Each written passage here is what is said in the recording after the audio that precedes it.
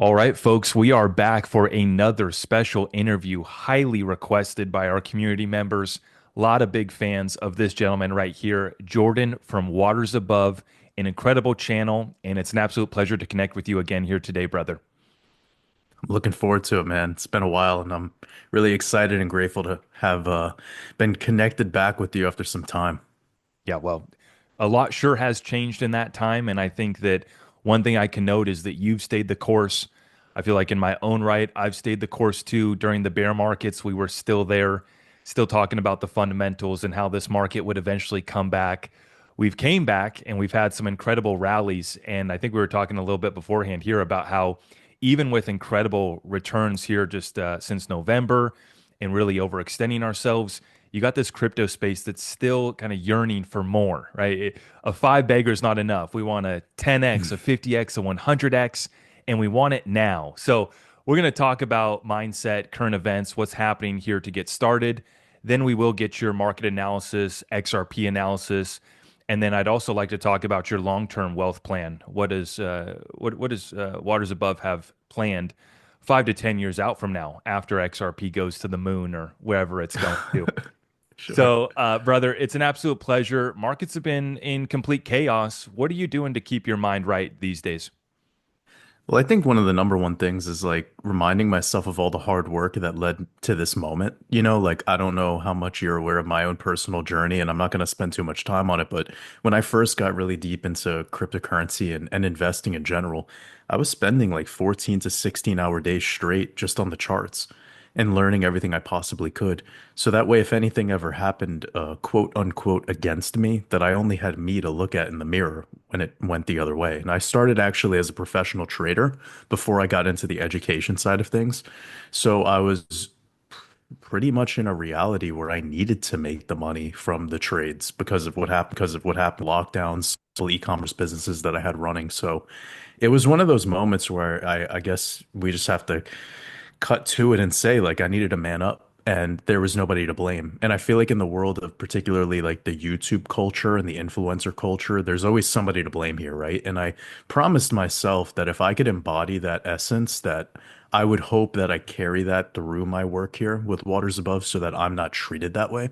But I think like, yeah, we're kind of back into that cyclical like blame game, whether it's people blaming Trump or people blaming what's going on with the Fed or people blaming what's going on with, so it's quite an interesting thing right now. And I guess I kind of laid that foundation to say that for me, it's more of the same stuff that I was thinking and the kind of posture that I held 4 years ago, 5 years ago. It's just really no different. And I think that comes through a lot of my live streams, which I don't do so often, but I used to do pretty regularly. And that's just remind myself that there's more to life than crypto. There's more to life than investing. And you have to, I think, kind of tap into these moments to take an inventory of what the priorities are, which is health, family, community, like the real people in your life. And I suspect the reason why it's not going well for a lot of people is because they worship this stuff, whatever it is, whether they worship the portfolio or they worship the company Ripple or they worship maybe some other influencer out there. And that's why it's very inhuman in a lot of ways, because that's not real life. These digital numbers on a screen that go up and down on TradingView is not real life. I mean, to some people, they might actually think it is, but that's why it's keeping people emotional. And when we started off a moment ago before we got going into this, you were mentioning like it's pretty evident in like comment sections, right? Like you could see how quickly from October, November, December, how much things have shifted into here now in March, April. Yeah.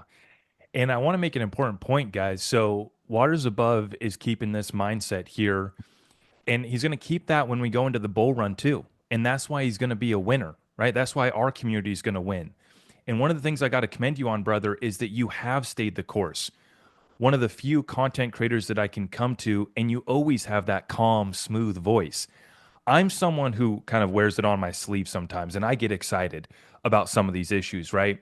But there's a clear distinction, I think, between getting a little bit excited, just trying to understand what's happening and how to position ourselves accordingly, versus worshiping. And so, Jordan, I thought you were part of the cult of Donald J. Trump. What do you mean you're not part of the cult? Or maybe you're worshiping Barron.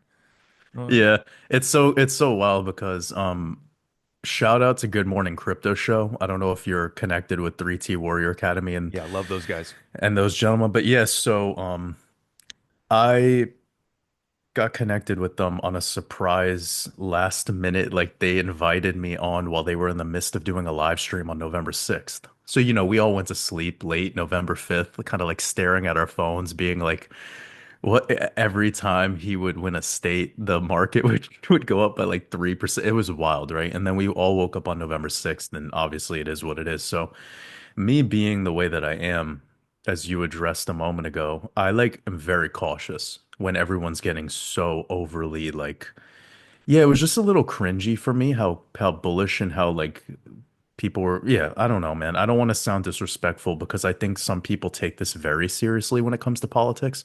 And I know like obviously you were joking a moment ago and that's why I kind of want to play off that humor, but to remind people of where I stand with my investment thesis and where I stand like with my overall essence, right? So November 6th, they were quite happy, which whatever, I get it.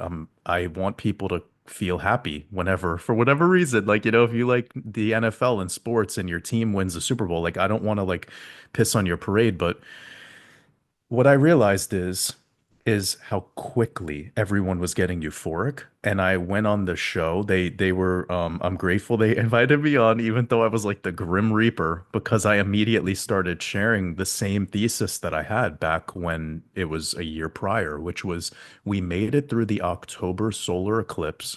We're now moving into a lunar cycle by March of 2025, which we just moved through. Hmm.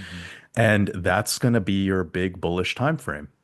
And I said that back, I mean, a year before the election. We're talking about 1 year before the election. So for me, it was just surprising to see how an exoteric event, like a popular event on the world stage, was able to trigger the reality for people that was already unfolding right in front of all of our eyes, whether he won or didn't. And a lot of people gave me a lot of shit back then when I made the video like the week prior that said it doesn't matter who wins because it doesn't. It matters about where's the money coming from and where's the money flow, where's the Yeah. global liquidity cycles at. So I know you probably are much more aware of this than most, and I know your community is probably savvy enough to get this. And now that we've seen such a pullback on a narrative that he used as part of his process for us voting for him, it's fucking mind-blowing how people are actually forgetting that.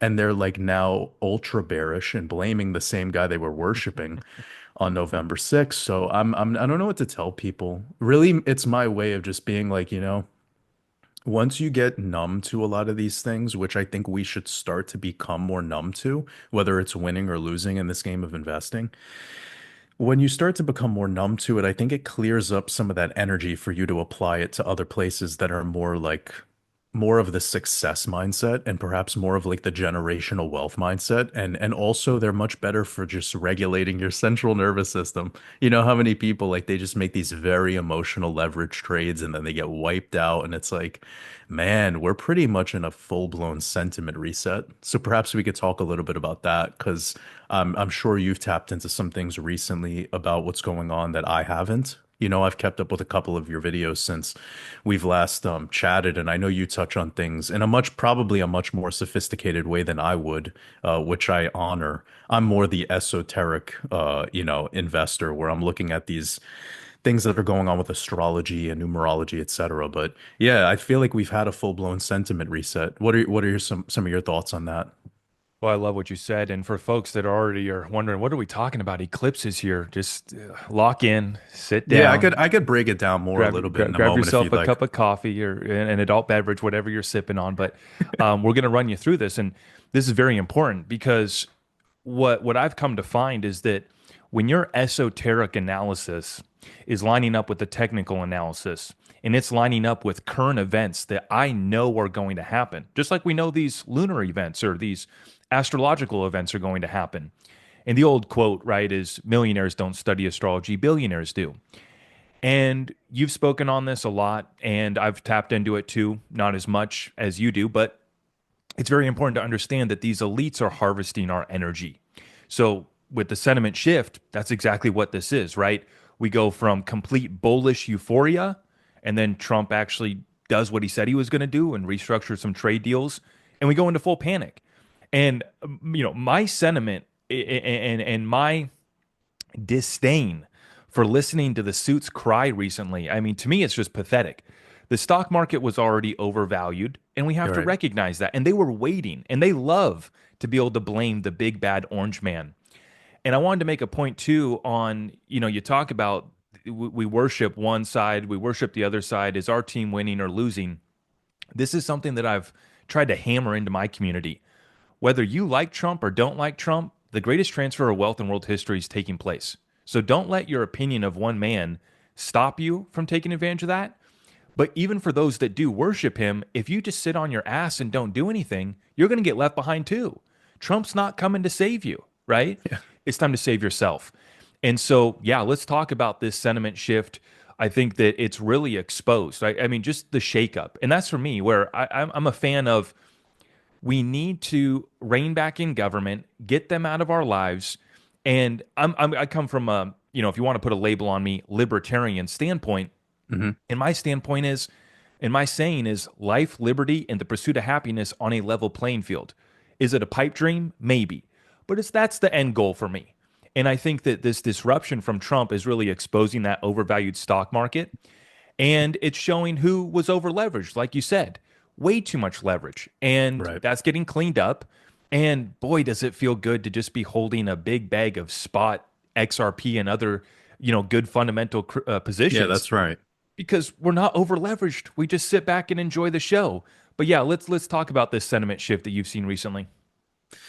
Yeah, and I mean, it started with me just realizing that people that were deeply embedded in the crypto sphere are now back at like this moment where they're, oh, I wish I didn't give so much credit to this one guy about the infinite bull run we were about to enter the day of his inauguration, right? Mhm. Because ever since the inauguration, we've been on a slide to the downside for everything, pretty much. Yeah.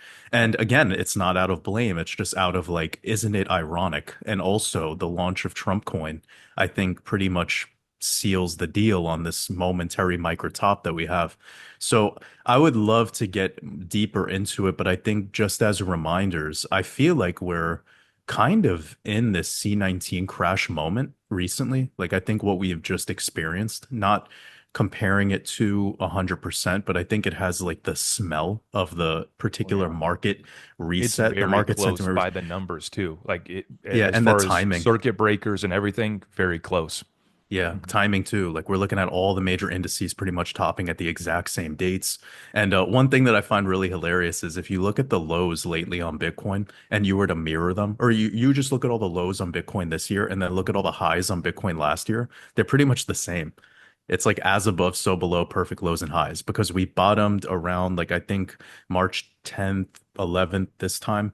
Then we topped March 10th through 13th last year. Then we came down, we went back up into the total solar eclipse, which was called the Great American Eclipse. Incredibly symbolic because we just passed through the 1 year anniversary of that.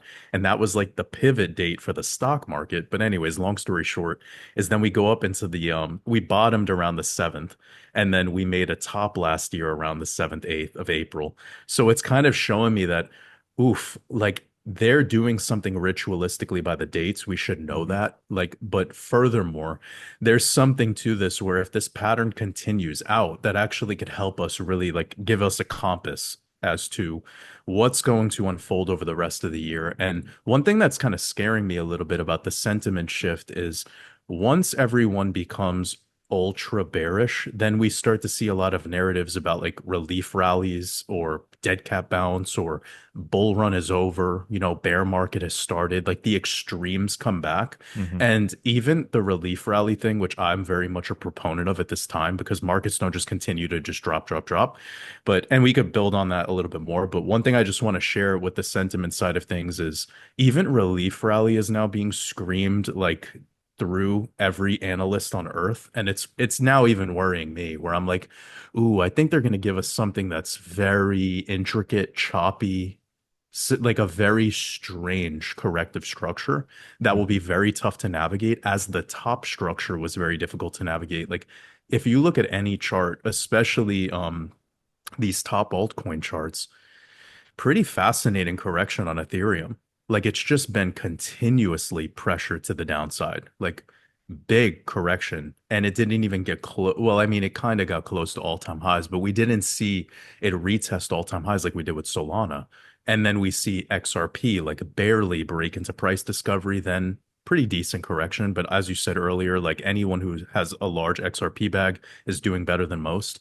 But the Bitcoin structure I haven't seen before, where we've just been continuously falling now, going on 3 months with no relief rally in the process. That's strange because usually Bitcoin has this like 30-day correction, sharp rebound. And then if it wants to make a lower high, kind of like a bull trap, then we would get prepared for a deeper correction, like a dead cat bounce scenario. But that has not been the case. It's like just perpetual month after month after month slide to the downside. So this is showing me that this is big institutional level manipulation, plus probably hedge funds. All of them are getting wiped out right now, which is good. I agree with what you said before. I think it's like I could just double down on what you said, that all of this euphoria that we got from the exoteric event of the election, it showed that this market can get into a really unsustainable, overly valued market, like with the Mag 7.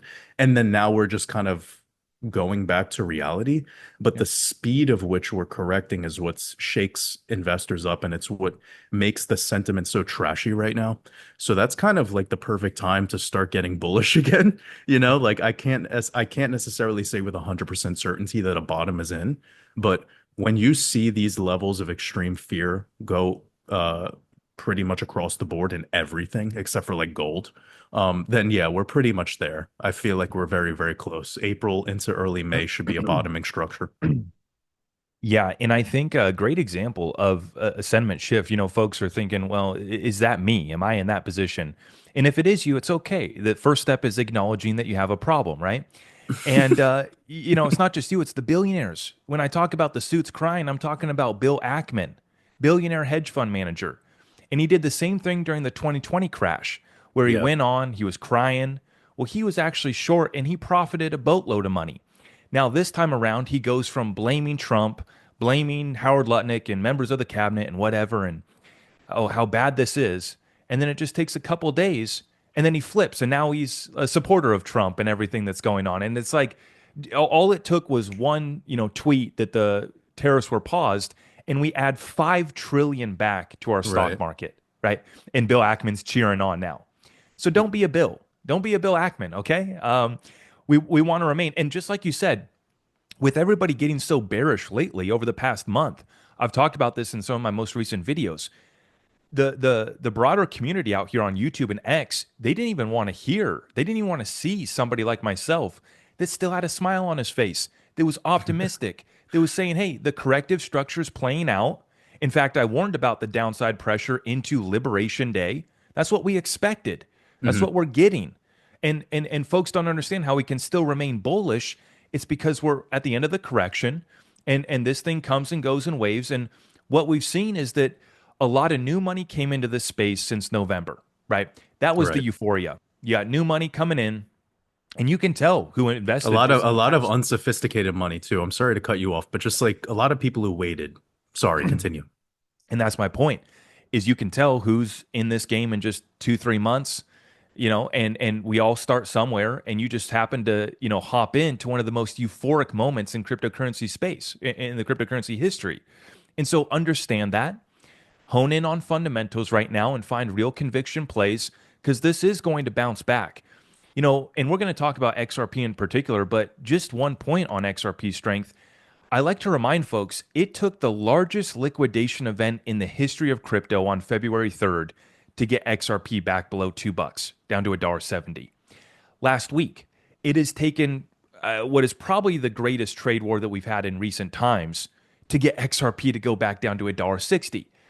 And I've been joking about how it's literally going to take aliens coming down for XRP to go back below $1 or something like that, right? And I've been joking about how I'm going to buy the dip on the alien invasion, right? I'm going to be buying that dip because it will bounce back. And so I think that you've made some good points here about how that sentiment shift really you need to get away from the leverage, get away from the hype, get away from the doom. Over the past month, nobody wanted to get my good fundamental analysis and see my excitement. They wanted the doom and gloom. And I noticed that that's what a lot of other influencers were putting out. And I think that that is getting a lot of people off guard here for a relief rally that is coming in. Hmm. To your point, it does scare me a little bit because it doesn't feel like we're in the clear just yet, but we're close. And, Yes. I've been calling for XRP to go into price discovery around this time too, right? I had seen your analysis, and like I said, when the stars align with the current events, and those events that we have for XRP, like the case concluding, all that SEC Chair Paul Atkins being Hmm. confirmed, these are events in the real world that we can match up with the astrological events, and we can coincide that with our technical analysis that's finishing up that corrective structure that some TA experts saying that the ABC correction's finalizing right now Hmm. or getting very close. And so, we're right there. We're right there. And I think most importantly, folks are going to have to hone in on their plan because just like people are crying right now, they're going to be crying when this bull run does return and they don't take profits when XRP goes up to $7 or $8 and then crashes back down to 3 or whatever it's going to do, right? Right. So what are we honing in right now on our timeline with these markets where we're at? We've gone through these eclipses, and I'm sorry to go a little bit long here, but I just want to give you your flowers, your kudos, because for folks who don't know, back when I used to trade futures, this is a couple years ago before I got kicked off of KuCoin, I traded and mostly shorted Bitcoin, and the primary indicator that I'd watched for was psychology, and then you taught me to look at these moon phases, and I basically just used the moon phases and the shifts in energy coinciding with the psychological, the mindset of the Hmm. broader market. And I was able to just nail Bitcoin shorts time after time after time again. Now, when I went long XRP, I would get wrecked every time. Yeah. But Yeah. my program on shorting Bitcoin, it worked so well. And that was part of your analysis. We were able to predict that something was coming up on November 8th, 2022. Why? Because it was the back to back eclipses, right? We didn't know who was going to go down. We didn't know who was going to be sacrificed. It turned out to be Sam Bankman Fried with FTX. Yep. And so your analysis has been spot on. And that's why I'm so glad to touch base with you again today. But where are we at? Yeah, man. I mean, first of all, I really appreciate that. It means a lot to me. And if I could help anyone with the basic stuff, in a world that could be quite confusing, such as astrology, I think that's a win in my world because it is quite a complicated art. And I try to actually avoid the complexities of astrology. So with this full moon, new moon, eclipse stuff that I've been sharing for the past maybe 3 years or so, I feel like it's been a very simplified and effective methodology to assume pivots in markets, or even if you wanted to look at month to month moves. I've been dialing it in even more lately with quarter moons and adding in elements like how things are on solstices and equinoxes. I don't want to complicate things for people, but I do have, if you go to watersabove.com/free, it's a free course. Go check it out. It teaches you how to use the moon cycles that Zach brought up. So, definitely something that could be very helpful for people if they have no idea where to get started. I don't know if you could see my chart that I'm sharing right now, I brother. can. But I got to Okay, say, brother, beautiful. it just cracks me up because I was just laughing at I call my TA, I call Doofus Moron TA because I just make a kind of a joke about it. I keep it so simple. And I laugh at these guys that have 5,000 different indicators. In my program of just watching the moon and watching market psychology, it worked so dang well. But Yeah, continue, sorry. I think sentiment is actually teaching me the most now because I think indicators are getting even tou more tough because of how quickly things can shift, like the volatility, you know? So even things like trying to catch a bearish divergence or like an inverse head and shoulders, it's not going to work, I think, moving forward. And I think we're going to have to kind of change up the way that we analyze markets. And I will continue to refine over time. It's funny, I've had people that'll be like, "Oh, you've changed the way you've done things, or you're doing this." It's like, of course, that's what science is. Like that's what being an alchemist is. Like you have to adjust as you experiment and have this awareness that everything, including markets, operate as a extension of Mother Nature. And for those people that don't believe me, like, well, it just is what it is. Like if you look at a bull run, it's a very short, momentary explosive kind of gift to the world. And that's what fruit does on the trees outside. Like you don't just see 365, 24/7. There's always fruit available. No, it has a harvest season where it's going through the process of giving what it's, been working on during that whole 8, 9, 10 month time frame. Anyways, don't want to complicate things here, but I'm looking at a chart that I've shared with the world probably going back a year and a half, maybe 2 years ago, and it's just phased out every move on XRP. And I haven't been showing this too much lately because I feel like we don't need to see this. Nobody wanted to see this when we were here. Hmm. Nobody wanted to see this when we were here. And now everyone's saying that this is wrong, even though it was being shared back here when we were tracking the exact amount of days in the breakout phase. So let me just teach your audience really quickly what we're looking at. It's phase one would be the maximum buy pressure, or what we would call a buying climax in Wyckoff method. Here would be your buying climax in the 2018, early 2018 cycle. Then you have an exaggerated sell-off to an extreme low, typically narrative driven. That would be your phase two. Here, and by the way, this isn't Elliott wave theory. This is just me doing my own thing. I'm trying to simplify for everyone what's going on here. You have your exaggerated sell-off narrative driven for the C19 crash. V-shaped recovery pushes you into phase three, which is a automatic rally or an automatic reaction. It's perfect because you see this Christmas tree top vibe. Well, remember what was going on over here, the beginning of the SEC versus Ripple case, and XRP still went up 1,000% in the midst of all of this. So this just had to do with what? It had to do with liquidity, had nothing to do with what's going on with the narrative. Then we move down into phase four, which would be your return back to some sort of structural support, which here it made a lot of sense because that was your attempted support here before breakdown into a deeper correction. And then you come up into this sideways, like really arduous horizontal trading range that makes everyone hate their lives. This is actually 10 times worse than all of this shit Right. because no one wants to live through a trading range that's about 15 cents in both directions over and over and over again for almost 500 days. So what was insane about this analysis was when we tracked the amount of time that it was stuck within this horizontal trading range, it was 476 days or like about 67 weeks. And here it was 69 weeks. It was 489 days, almost an identical amount of time that it stretched out.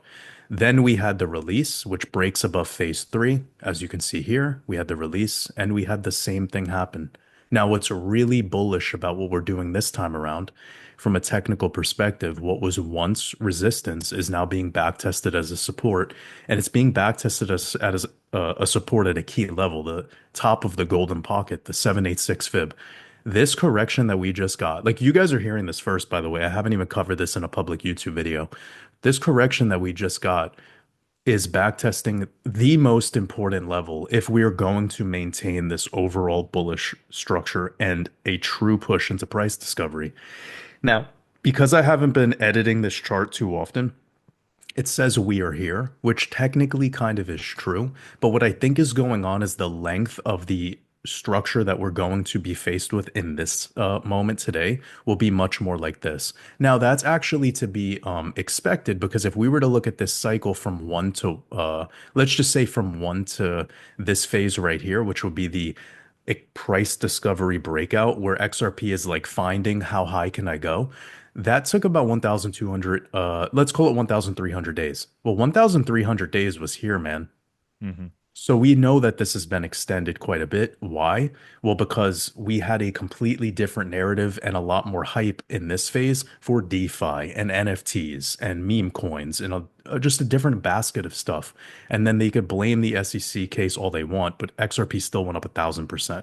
We still have And we weren't altcoins. even on exchanges available for some folks, right? How do you have liquidity coming in when folks can't even invest in it, right? Precisely. Yeah. And on top of that, it made that 1000% move. While a lot of altcoins this cycle thus far haven't even made 1000% moves from their extreme lows to the current peak that we just experienced back in January. So, anyways, I don't want to confuse people here. I want to stick to this. And the timing of this is something that we could consider where I don't want to call this the actual peak. I think this was the peak. And this in Wyckoff, this little move up here into around January 13th would be called like an upthrust. And I don't want to say it's moved into distribution just yet because we've back tested a key level. So to keep our everything stupid simple, we have this move from the peak over to the actual peak, or where all the buying pressure is exhausted. It took about 231 days. If we were to measure the same amount of time, 231 days brings us to late July. Now, Mm. one thing that I was teaching everyone a year ago before I released this project called the Crypto Decoding Blueprint was I was trying to teach people how to time the market cycles using astrology, but particularly focusing on the eclipse cycles. Okay. I don't want to go into too much detail, but that was released in the beginning of June of 2024. This was how, whatever, 4 or 5 months before the election. So we were in the midst of this chop sideways when I was teaching people this. And a year total from this moment, at least over a year Mm. from this moment, I was teaching that what we're moving into is going to be a little bit different structurally because we have a lot of negative energetics ahead in this particular year of 2025. Why? Because we have total lunar eclipses. As you said a little bit earlier about the Sam Bankman-Fried thing, well, the crash of Terra Luna happened on a total lunar eclipse, and the crash and arrest of Sam Bankman-Fried was all tied around a total lunar eclipse. This time around, what did we see with the total lunar eclipse? We saw complete market devastation, right? Everything breaking down. And Well, what we date have was that here recently? March 13th into 14th, Right. which Right. was this I you can't really see it on this chart, but it was a push down and starting to show a lot of weakness on XRP, but Bitcoin was already breaking down by then. Yep. Now, we didn't see any isolated events specifically to like an arrest or like something completely fall apart, but the point here is that we did start to see that stuff show up in late December into January with the Hawk Tuah girl and with the Trump coin Mhm. launch and with Melee, excuse me, and all this other bullshit, you know? So it was happening around this moment anyways. Then the energetics is what really sinks us down and confirms that all of that stuff is like it's going to happen. Mhm. Then we have one happening in September 7th. So I'm just kind of setting the foundation for everyone. I really hope everyone's taking notes on this because this is powerful stuff that I've been teaching for some time and a lot of people forget it. Why was I excited to share with you that we could be moving up into late July? Well, because I've been teaching that we're likely going to have our next major move for all of the crypto market into July, August, and I shared this information over a year ago. In that crypto decoding blueprint, I shared it as a theory called the double peak cycle. So that would not be a double top. That would mean we have something like this, where we have one phase, chop, and we have another phase. Mhm. Bitcoin did this back in 2013. Mhm. Dogecoin did this in the last cycle. I could quickly show you so you guys can see what I mean. I could show you what Bitcoin did back in 2013, which was also, by the way, the year of the snake. Very important because we're in the year of the snake now. So you see this. We have a initial peak, then we have chop, huge correction, second peak. Then we'll quickly look at Dogecoin. Doge did this last cycle, which was fucking crazy. We moved up here just like XRP did when? In 2017. That This is looks why I've been exactly like the 2017 fractal for exactly. XRP. Exactly. And this is what I've been teaching people. Like, I think Doge is a much bigger part of this conversation than people want to entertain. And my crypto decoding blueprint teaches people what it is. It's tied to the planets. So XRP is tied to Mercury. Why? Because Mercury is the fastest moving planet. Mercury is tied to finance. It's where we get the word merchandise from, or commerce. What is XRP here to do? Cross-border payments, right? So it's all about travel. It's all about movement, right? Well, that's what Mercury is symbolic of. That's why it has the eagle wings on its head and on its feet. It's known for being the fastest planet, just like XRP is known for its speed. So Dogecoin would be tied to its own planet, which I believe is Mars. This is why Elon, the Mars guy, is always tied to Doge. This is all symbolic, I okay? see. I'm following. I'm following. That's good. Bitcoin is created by Satoshi Nakamoto. Satoshi is Saturn, father time, father blockchain, father algorithm, who creates or makes makes the idea of Bitcoin, which would be Jupiter, the king of the gods. This is why when Bitcoin dominance is high, excuse me, you have everything kind of like working off the energetics of Bitcoin. It's why we haven't had an alt season yet. Literally, why we haven't had an alt season yet. Because Bitcoin is the king of the gods, the Jupiter. Now, that's not me trying to say that one is better than the other, because these are all deities. These are all gods. They all serve their purpose, and we're in disharmony right now on the world stage. And I hope I'm not taking up too much time with this information. Well, no, you're not. And I would just say what that translates to in the charts and the markets is people are realizing, well, maybe I shouldn't be holding 20 different shit coins and I need to be back in Bitcoin. I need to be back in, tier one assets in this space. And so I think that, it aligns with what we're seeing right now in the markets and people are wondering, why isn't my Pepe coin moving? And this explains it. Yeah, precisely.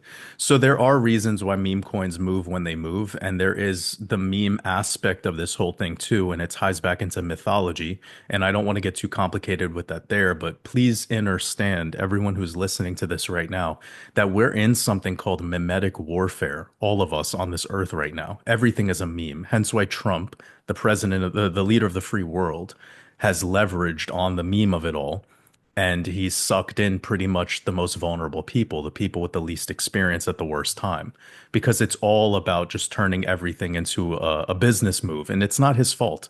I believe he has handlers that tell him what to probably just orchestrate everything for him.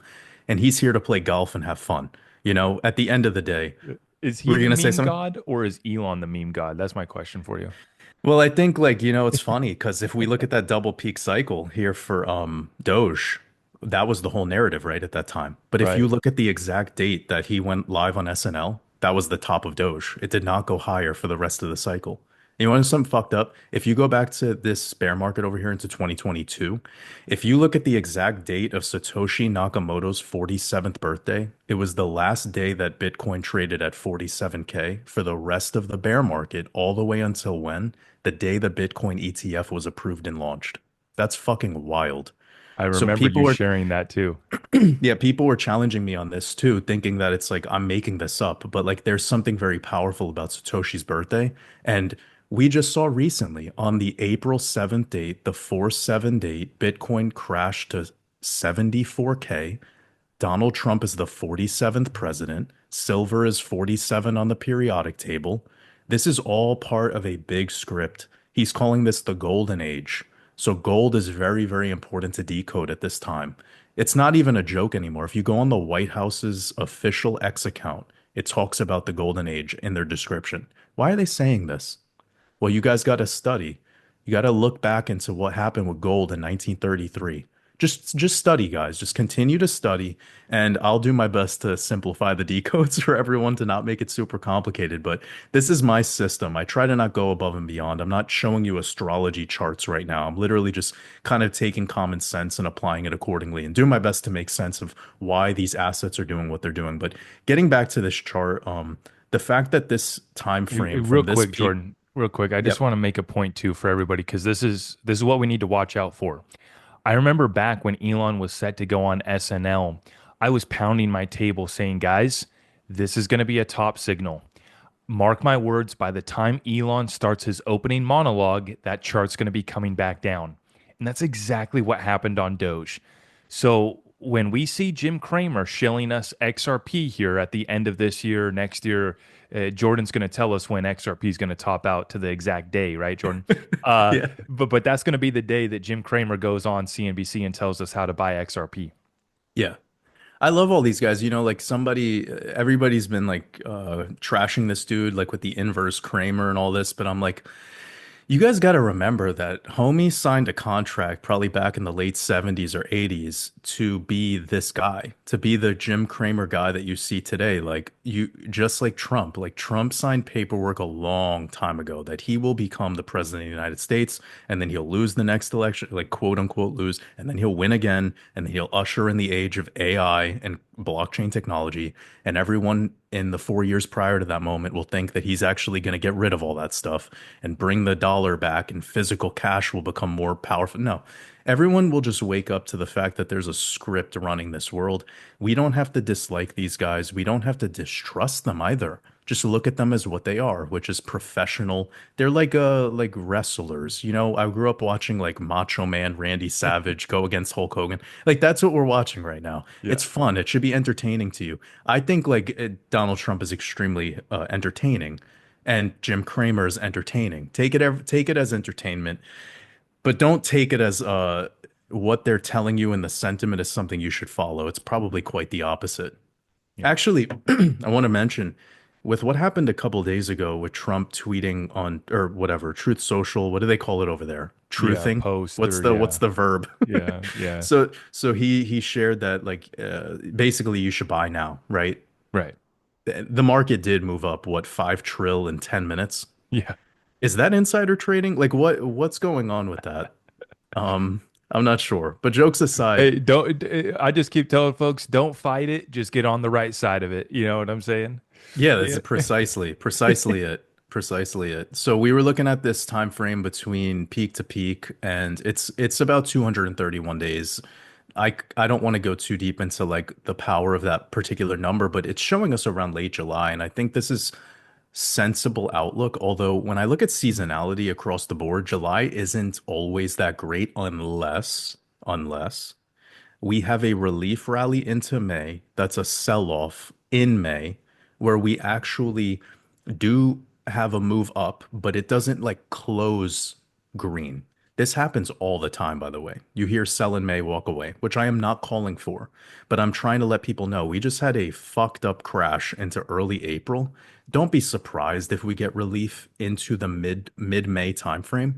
And don't be surprised that we do actually continue to just chug on up to the upside, but it doesn't feel good because it will just be mini corrections along the way. This like straight line breakout thing, I don't know if we'll get again Right. unless we get the confirmation of Bitcoin dominance breaking down at least below this 58% level, which seems to be a trigger, which was at least a trigger point back at the end of 2024. So I could take this one step at a time, but I do feel that Bitcoin dominance, it's the reason I brought up this chart.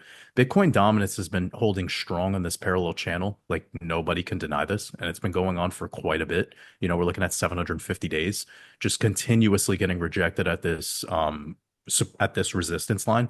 And we did get this one moment, probably the longest moment so far since 2 years ago, where we were actually below the support line, and that was about as good as it got for our alts. Mhm. But now we've just rallied right back up to a higher high. So this is holding a reversal structure immaculately, and we're not even fucking close to the top of what we hit in the alt season back in early 2018 or the one that we got back last cycle. So you can see these circles here.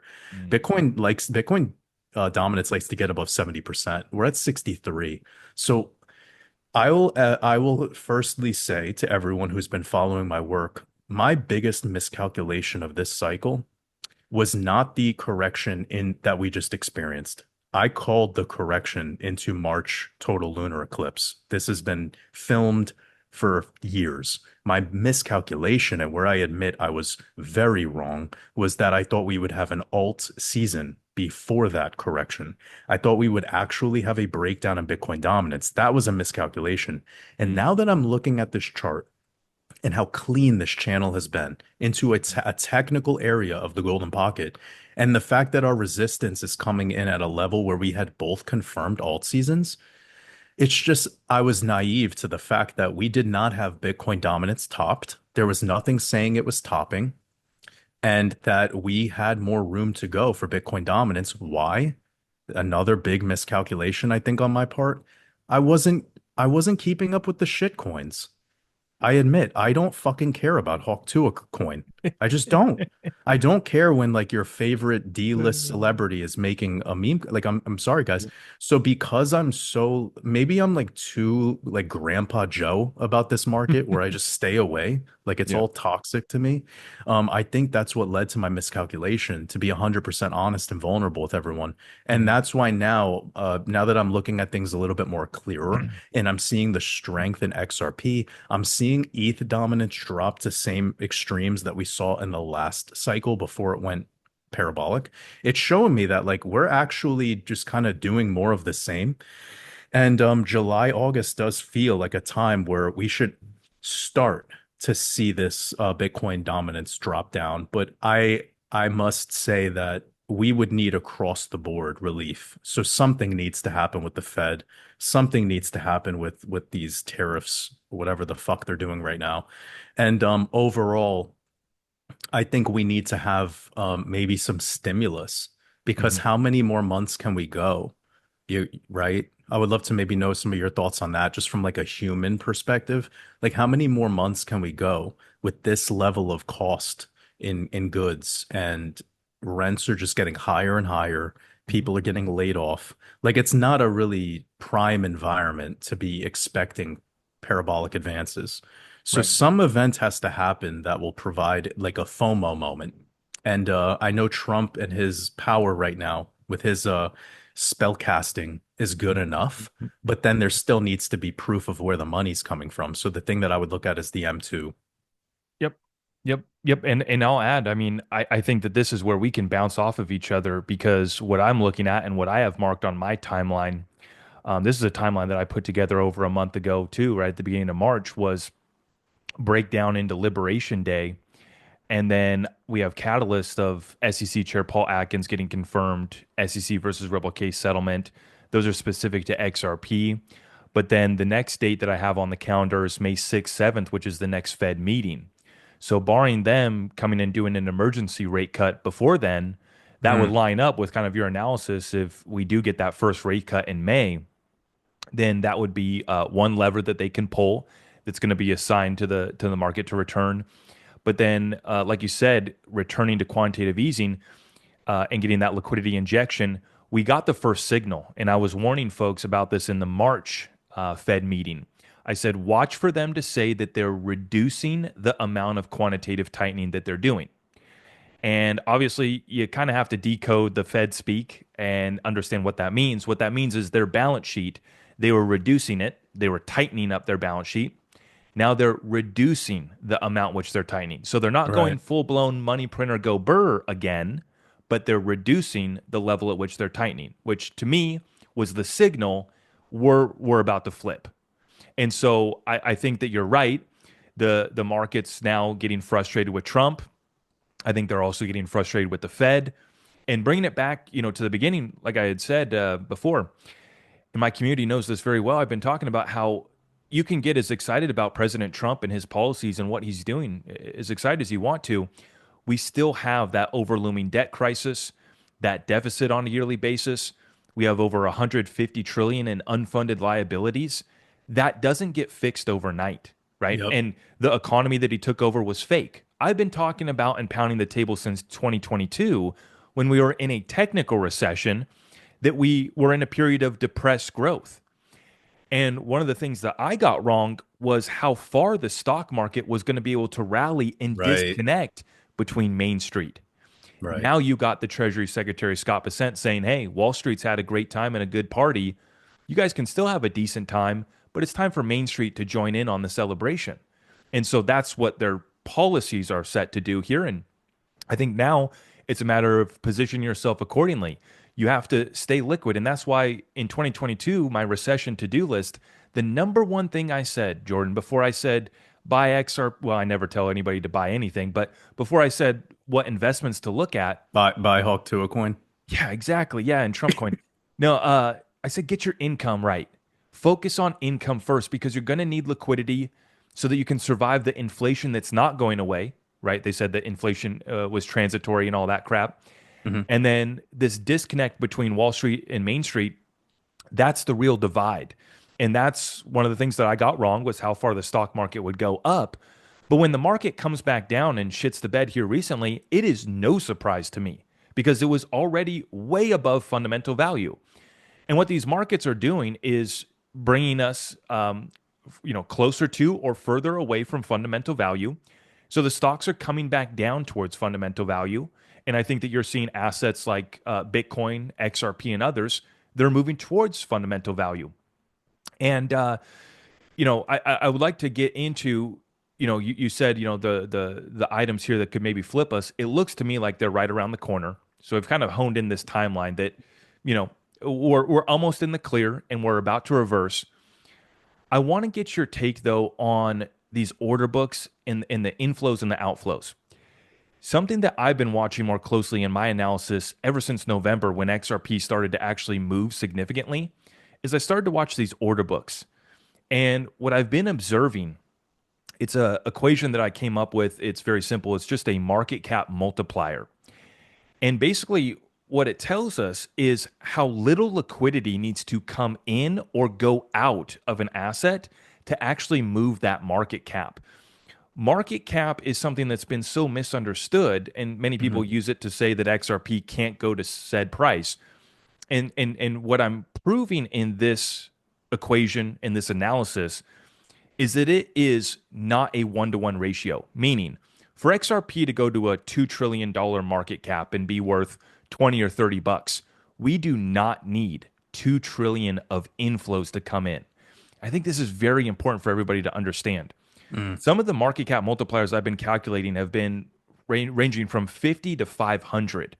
One example of this is when Trump put out the tweet on Truth Social that XRP was going to be in the reserve. XRP's market cap grew by 44 billion in the course of like 6 hours.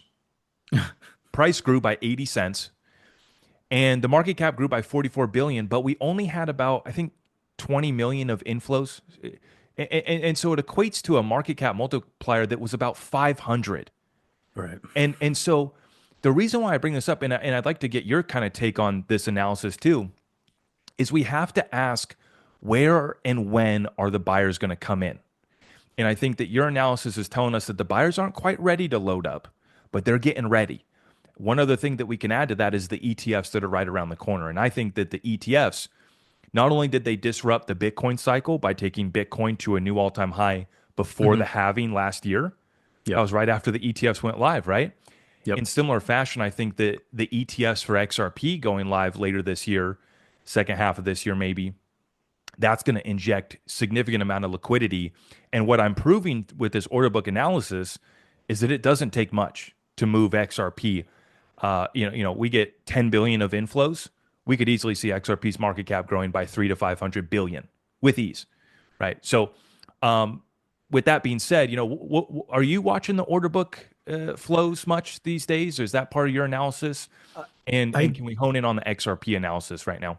Yeah, sure. I mean, I don't particularly spend too much time looking at the order books. One of the tricks that I've taught my community quite a while ago, actually, it's probably something that I even taught in my crypto mastermind course, which was created like 4 years ago and still very relevant to this day. And it's to take the total market, not to be saying that the market cap is the most important thing, building off of what you're saying. It's just a little trick that I've realized that works very well, is if you take Tether's market cap and divide it by the circulating supply of XRP, that gives you a pretty good idea of like where the next pumpy zone for XRP will be. And Mm. that's been a trick that I've been using for 4 years to be able to determine, like, for instance, back in April of 2021, a little bit after I started my YouTube channel, I talked about this, and that was determining the levels of around $1.80. And I think XRP got to 196 on that pump, and then that was the top. And then I used it again at the start of this very important event that was in September 2021,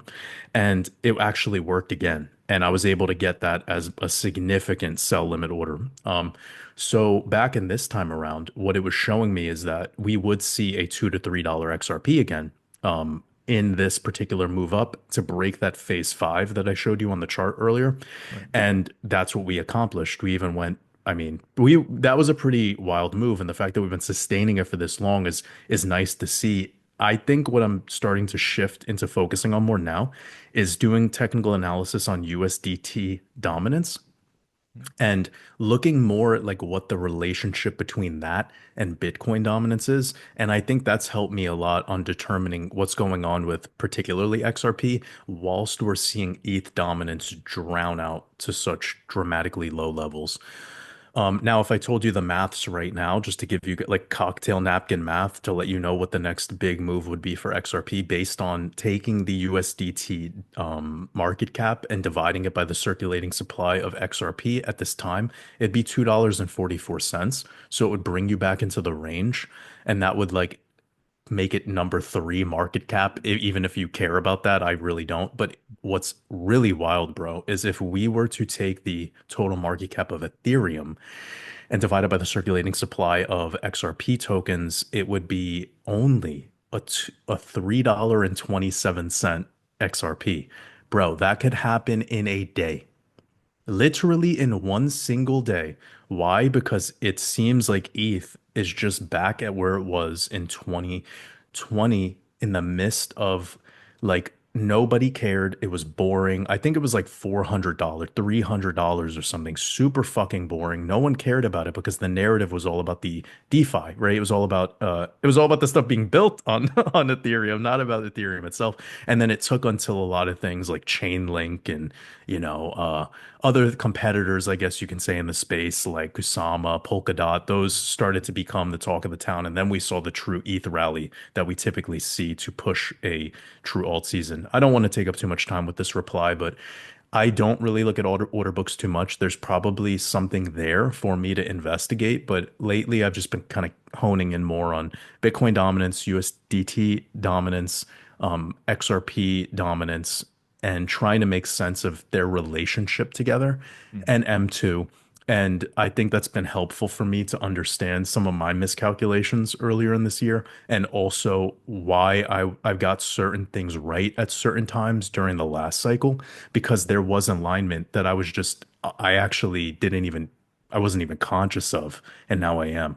Yeah. But I think one thing that's wild to think is about a $3.27 XRP is all it would take to get above Ethereum, and that is very, very, very, very possible this year.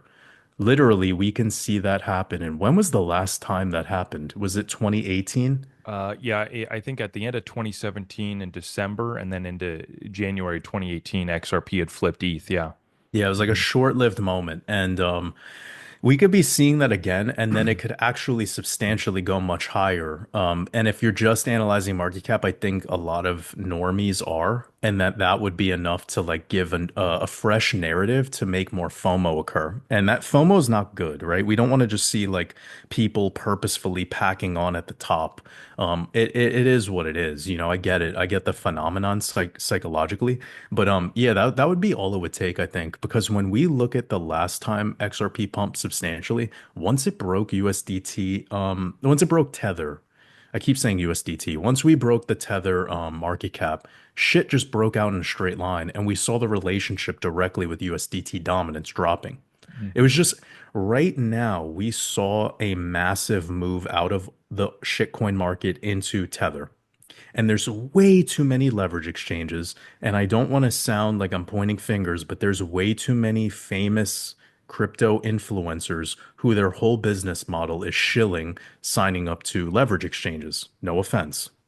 People get mad at people who sell courses, but I'm like, you got to realize that the only other tactic you're seeing in this crypto world is people taking paid sponsorships from leverage exchanges to shill referral links, and that's their main business model. And I would be very cautious with this because who do you think the New World Order is tuning into? Or at least who do you think the New World Order is using their AI to just scrape together and aggregate all the most data of sentiment and how we all feel about the crypto market?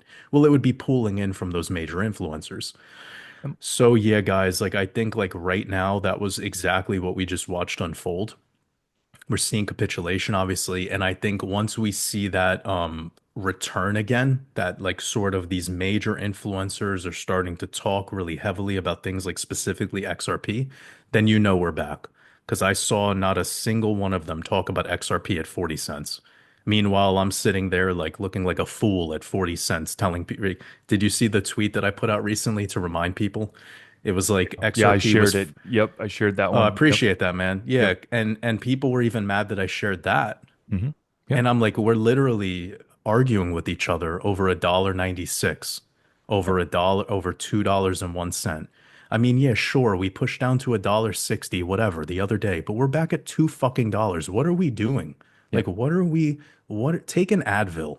You know, like And for this is what I reference, feel like for telling folks who people. don't know, too, he was talking about back when XRP was at 40 cents, everybody was fighting over, oh, I don't want to buy now because it might go to 30 cents. It was between 30 and 50 cents. You're arguing over 10, 20 cent difference. Now the sucker's already done a 10 bagger, and it's Yeah. doing the same thing here. And I'll bring it up again. I'll bring it up one more time to share with everyone. If you see this in any chart, this is what phase five is designed to do. It's designed to make you like bite your teeth over these movements when you're not realizing that this is just an accumulation range. It's a very normal and healthy accumulation range from a technical perspective, from a fundamental perspective. Now, the question is $2 XRP fair value? I mean, perhaps it's finally that at a fair value. I think actually Ethereum is finally back at a more fair value. I personally think so. I think that we had way too much nonsense being built on ETH, and now it's back at a more reasonable, like, is 4,000 reasonable? Why should it be? Shit's slow, it's expensive as fuck. It's pretty much garbage, no offense. I mean, I can't build a blockchain, so I should probably calm down. I'm not trying to get Oh, too spicy here, but my point is that these things are all speculation. Everything that's happening. I So if we love it. start to, You're singing. You're singing for me, brother. I've been talking about how cooked Ethereum is for a while because they got the ETFs last year and it didn't break up into a new all-time high. Like you said, it got close. But I mean, the Bitcoin ETFs were able to push it up and send it into a new paradigm. The Ethereum ETFs, well, it's just been lackluster. I mean, ETH is lagging so hard. So keep on going, brother. You're singing to me. yeah, no, I'm kind of like starting to assess what exactly is that's going on here with the entire market, and I do believe ETH plays a role in it, but I'm starting to open up my eyes to the fact that oh man, this comes full circle to where today's interview started, where we were talking about like I'm trying to remember exactly, so maybe you could help me with remembering, but we were kind of just talking about it's not enough. We went up 1,000, 300%, 400%. Like it's really not enough for people, right? And Hmm. I want to just harp on this for a moment, how desensitized crypto investors are specifically, where we see 100% move in our assets and we're like, oh, whatever. But meanwhile, like a stock investor would be like feeling like they've hit the jackpot. And Yep. for us, it's like never enough. So I think that also comes back to like where's fair value in our reality? It doesn't even exist because this is mostly digital fairy dust, like at the end of the day. And we're giving meaning to it more as communities online than actual real world use. You Hmm. feel me? Yep. So 100%. the way this is unfolding is like perhaps this time around we're waking up to that everything will be repriced in the whole world, whether that be during Trump's administration or that be the one after, I don't care. We're moving into what I'm calling the Aquarian economy. It's the economy of the Aquarian age, where Hmm. we will see identity no longer as it was. I mean, I believe we've also been seeing that as early as Obama's administration with all of the rhetoric going there. And then now that we're seeing Trump back here, day one, he's taken away a lot of the stuff that was being like programmed into the soft skulls of the world Hmm. during the Obama and Biden time. And then now we're like, oh man, what I feel good, but the market's down, and this is positive again, but this is not so good, and all my drop shipping businesses are gonna stop working soon because of the tariffs. Like this is such chaotic times, and I think what I'm trying to reveal here before we finish off with this analysis is like this is actually quite a good thing because it will make us grateful again. I think we will eventually become grateful as investors, specifically crypto investors again. And everything in 2020 and 2021, in my opinion, showed me how scary and dangerous investing is from a retail perspective because no one wants to take profits in this market. No one wants to de-risk. People laugh at people who talk about de-risking. People were laughing at me when I was de-risking my Bitcoin at 47K to buy like a 35-cent XRP. Who do you think won that exchange? Yep. Did I win by Bitcoin going up 150% or did I win by having my XRP play go up 500? Which one is it? Hmm. But no one sees it for what it is. And they get upset and point fingers at people and tell you you're wrong. And I'm like, damn, man, we needed this. And I think by 2026, we'll start to become more grateful again, I think, to even be a part of this game. And I'll will sit back and have this conversation like old men being like, remember the 30 cent XRP? You know, like it's gonna be that. Mhm. And I hope people are waking up to what we're saying. But I think this overlay right here is pretty amazing. I'm not gonna shrink it down to try to make it perfect, but let me do my best to kind of make sense of what I'm showing you here, that there are these major moves in ETH from cycle top to this major low right there, and then the shift back to the upside, a return back to the lows, another shift up, this V-shape recovery in alignment with the C19 crash, the recovery, the peak over here, and then a major release in energy topping there. Now it's started to decouple, but what I'll teach you is what happened over here. It was the start of a total lunar cycle. Lunar eclipses started kicking in over here. That's what just happened here in March. Mm. So this big drawdown after this Christmas tree top, it was right there into the start of a new eclipse season. And then this rally that we had was right before the second total or the second eclipse of the cycle. Well, the next eclipse that's coming up will be on September 7th. So I'm overlaying this, and what it's showing is that we could still have like a little bit more bottoming going on for altcoins through, let's just say, May, but it would all be because Bitcoin dominance is just continuing to rage up to like 70%. And in that moment, as long as the stock market is looking pretty good and USDT dominance is kind of keeling over, we can see XRP back at the 240 range. We could see ETH back at like the 2000 range all throughout this May timeframe. But the true release I'm feeling is actually in alignment with this move right here, this July and Mhm. August. And Mhm. if you see where this fractal tops out, funny enough, but by the way, guys, I'm not saying we're going to go to a $13,000 ETH. This fractal I'm just showing you is more of the major pivots, which so far a lots of them are matching up. You could see that right there. Perfect bottom from the top, perfect bottom right there, perfect top, etc. Mhm. This Mhm. release in energy into July, August, perhaps very early September. You know what this aligns with, bro? It aligns with the 1929 market, the market that moved us into the Great Depression. Like, I'm not saying we're going to move into a Great Depression 2.0, but with what I laid the foundation for earlier, because some of you might be like, Waters, what the hell are you talking about with the everything becoming repriced and all that? Well, that's what 2026 and 2027 is going to be. It's going to be a great repricing. Why? Because AI is coming.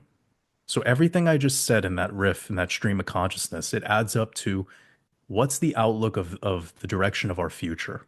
In Mhm. 2026, as early as July, the city of Austin, Texas, will be allowing robotaxi fleets to be street ready. And I do believe that throughout the end of 2026, sorry, 2025, we're talking about months away, guys. Throughout the end of this year, we'll start to see more of these implementations city by city, like we did with something like Uber, where it just took city by city until now it's across the globe. Mhm. What does this mean? Well, think about this, what it's going to do to the labor force.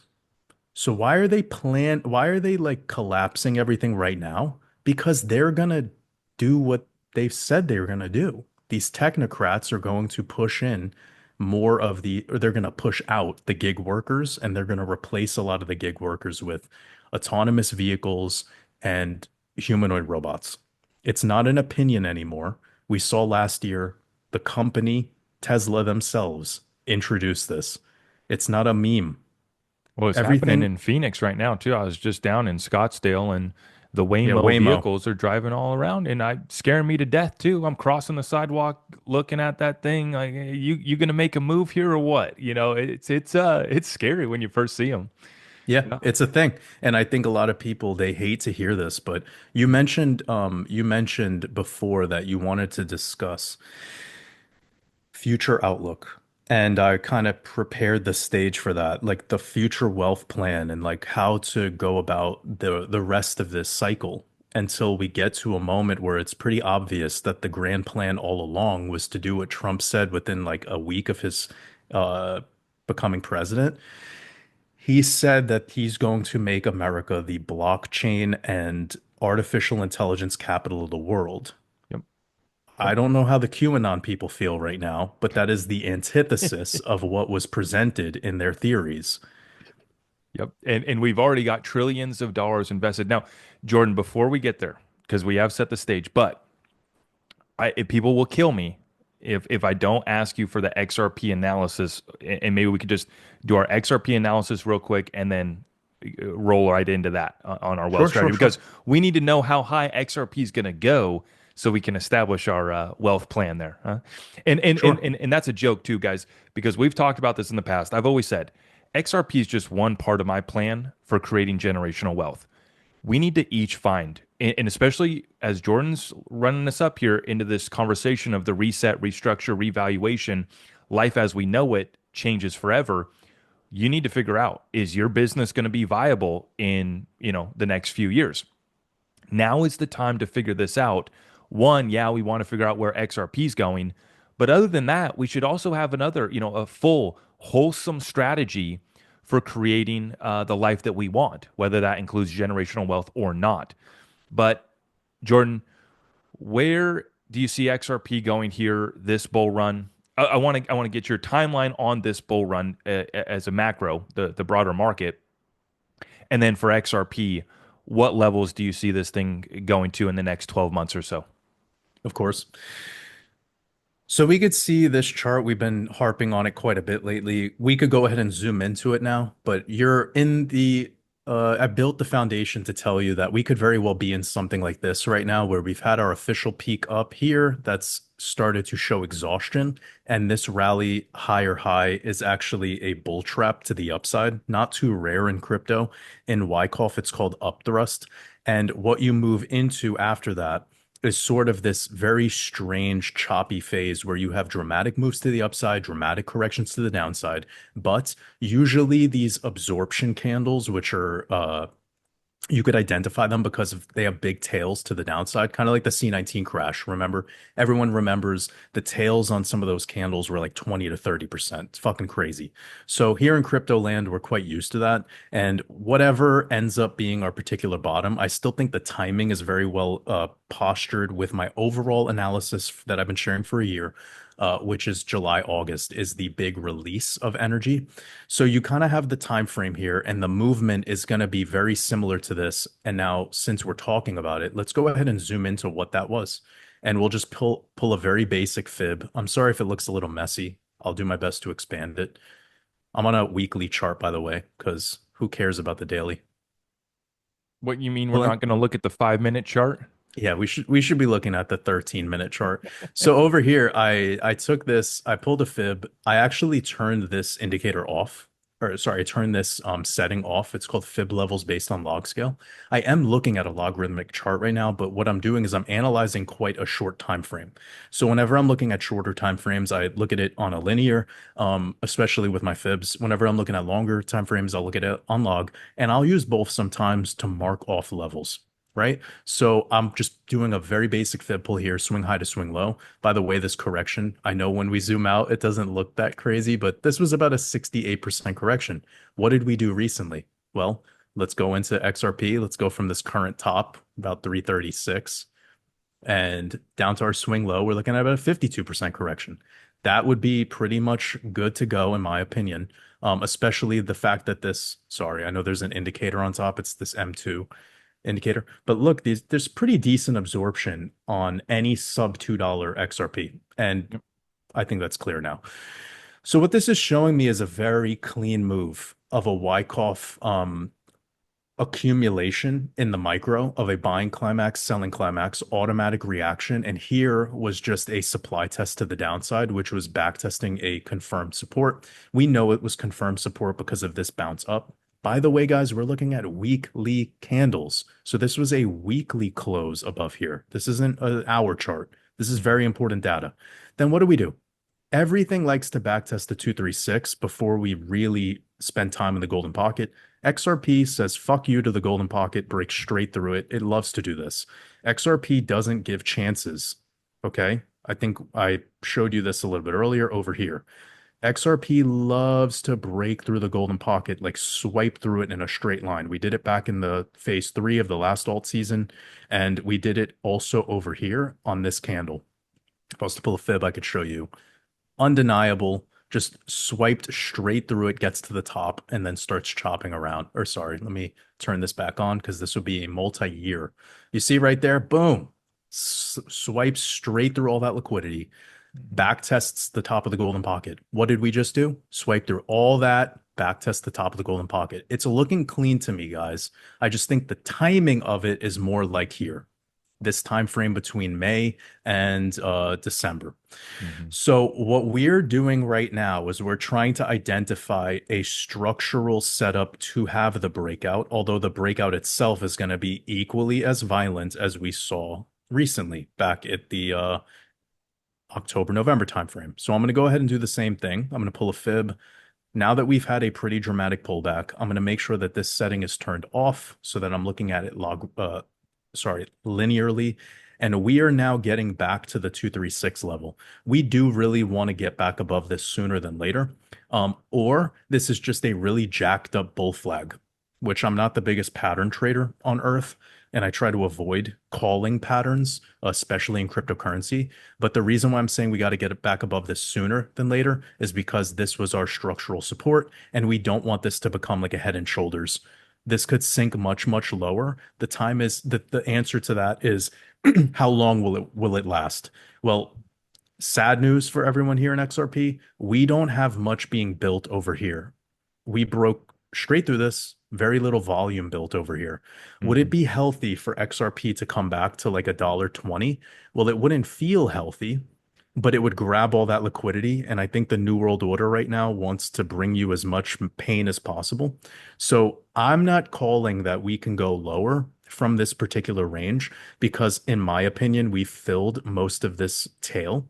Like this has been filled, all of this liquidity. I wasn't expecting it, but we did. And we did it off of a narrative. So when you combine narrative, like with the C19 crash, plus major volatility, then you look at what the VIX is doing, you look at what all the market doing, and you symphony together. To me, it shouldn't go too much lower, but we have this whole area which is exposed. It's naked. We don't have any trading being built here since the breakout. Mhm. I wasn't excited about this breakout on XRP because I don't like the way XRP breaks out. It's my Mhm. biggest position. I'm just being honest as a neutral technical analyst of this asset. I fucking hate how it breaks out because Mhm. it loves to just swipe through all the liquidity and then it has these Bart Simpson heads. It's become like kind of a meme, and Right. we're teetering into that territory of like, does this turn into a momentary distribution? So Mhm. if I had to be super neutral right now, I think we need to get through the month of April because we have a couple of astrological things that are happening, some as soon as this weekend. Like Venus will be stationing direct soon. That is something I'm just starting to look into because it's a every other year event and it definitely causes some fuckery in markets. And we've seen Mercury retrograde causes a cyclical pattern in markets. I just covered it well, I need to make a new YouTube video soon. I make them less regularly because I sort of feel like all the other people are doing all the work for me, keeping Mhm. people updated on the markets, and I try to only come out when I have something powerful to say.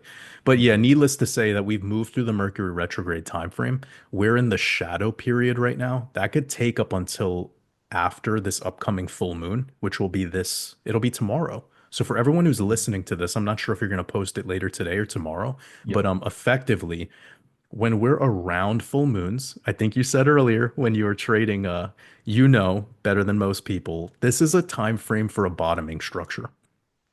But every new moon lately has been leading to an immediate dump. And that's been a pattern that we got all last year. Funny enough, it kind of started after the Bitcoin ETF launched. So, Mhm. ever since the Bitcoin ETF launched, we've been seeing two things occur. All the new moons immediately following them are bearish, and M2 money supply offset by like around 3 months and a half has been spot on. It's not something we could look back on years and prove, but lately everyone's catching on to this. So it's telling me the New World Order is going to be like, oh, you fucking idiots, you're looking at the wrong thing again. I'm no offense, but like people have made this their core analysis now, like just looking at M2, and I'm like, you got to be careful, guys, because Yeah. it's not as simple. And when you're looking at an altcoin, remember the entire global liquidity is like we only need a fucking penny of percent to get crazy moves in all random altcoins. So I just be careful. And at this time, I'm more until I see structural reversal in place, particularly on XRP, we have to remain cautious. So to round out the analysis, structural reversal would be getting back above 250. Cementing a weekly close again above 260 would look like this. Something like that, getting back to there. Even there, I would suspect back tests. So I would love to see XRP actually do something like this. It's never going to do what I want, but if I had to draw out kind of the play here, I would suspect something like this through the weekend. Maybe Monday we get a little bit of like flash because that's been a common theme lately. Then as we get towards the end of the month, a little bit of chop around the 240. Then we have the new moon come back like that and then do something like that Hmm. late May. Hmm. Late May. Yeah. And I don't care about the pattern. I don't really care about the structure. I'm just sort of giving you like my outlook right now. It's really this post new moon. And right now, in the next like 4 or 5 days, because also one thing to share, and I don't know if you're aware of this. Did you know that whenever we have a 9% move on the S&P to the upside, we've never actually continued higher past that day? We've always come back to a deeper correction than where we corrected prior off of Yeah. that. That's like a fact. That's what was Do we? scary about that bounce is we've only seen a recovery or basically gains like that for the stock market during bear markets. Yes. And that's fucked up. That's something we need to be serious about and we need to address that this bounce right here that we got was ridiculous. Yeah. It's ridiculous. This Only isn't only even a V Trump could shape. make that happen. Yeah, this isn't even a V-shape recovery. It's like a needle recovery. Right. So Right. sorry. I'm very cautious about this Yeah. personally. It's crazy. In my last Red Pill podcast that I do for my Patreons, for my Patreon community, I talked about this before we had the weekly open. I kind of dedicated it to this like Black Monday meme that was going around. Mm. But I said that watch Monday open will probably be close, like very close, if not slightly deeper into the prior all-time high of 2021. And it's mind blowing how we swiped up through all that liquidity and recovered pretty much back to where the breakdown was. This is the most unhealthy move I've ever seen. And it's so narrative driven and awkward that, yeah, when I look at that data about the 9% moves on the S&P and how we've been known to go lower after, it wouldn't shock me if something happens and I don't want to theorize too much, but I just sent this out yesterday, a tweet that the market's drunk right now. And effectively, if I could summarize what I said in the tweet, is that we're going to get desensitized to hearing about these exaggerated tariff numbers. And today, what happens? We get like, what is it? China 100 something percent tariff. Yeah, they went from And 84 to 125 or something like that. Yeah, there we're you losing go. track of these numbers. Yeah. And the market went up. Okay. Yep. So, like, my point here is that that is all gonna be, it's like a meme. It's bullshit now.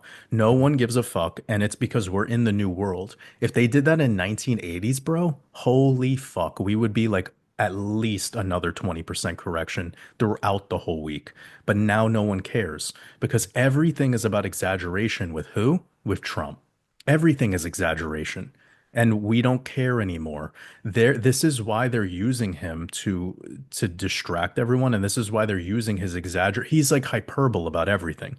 So no one's going to take him seriously soon, and they're about to turn him into a hero again. So mark my words.